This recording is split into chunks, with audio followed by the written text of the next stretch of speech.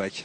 Et Richard, regardez ces formes rondes, cette couleur orange, ça aurait plu à Casimir, ce buggy de Guillaume Gomez qui est avec nous dans les bivouacs de Fiambala. Guillaume Gomez, formé à l'école de la monoplace, on l'a vu en Formule Renault, en Formule 3000, on l'a vu au Mans, on l'a vu en Grand Tourisme. Et depuis quelques années, il est passé au Dakar.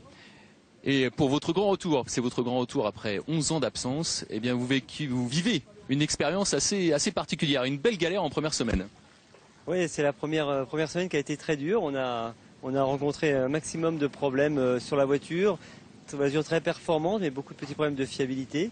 On a passé une nuit un petit peu difficile, on a fait beaucoup de mécanique. On s'est surpris nous-mêmes, parce qu'on a ramené la voiture à 3 h du matin par nos propres moyens.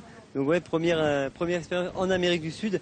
Et je peux déjà affirmer que pour moi, c'est un des Dakar plus difficile que ce que j'ai connu en Afrique. Alors là, il y a un pare-brise tout neuf sur ce buggy, mais c'est déjà un pare-brise de remplacement, parce que vous avez eu une rencontre un peu inopinée avec un camion.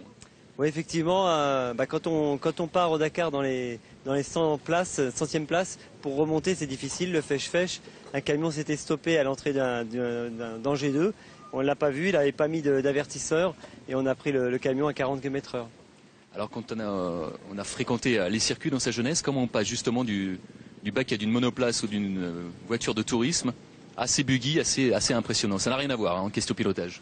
Alors ça n'a rien à voir, mais c'est rempli de sensations. Donc on aime l'adrénaline. Sur ces pistes un petit peu roulantes et rapides, on découvre plein de sensations. Et puis il y a la beauté du paysage, l'épreuve qui est humaine. Et ce qu'on a rencontré là pendant une nuit, ça donne des souvenirs qui sont à mon sens beaucoup plus divers et variés que ce qu'on connaît en circuit.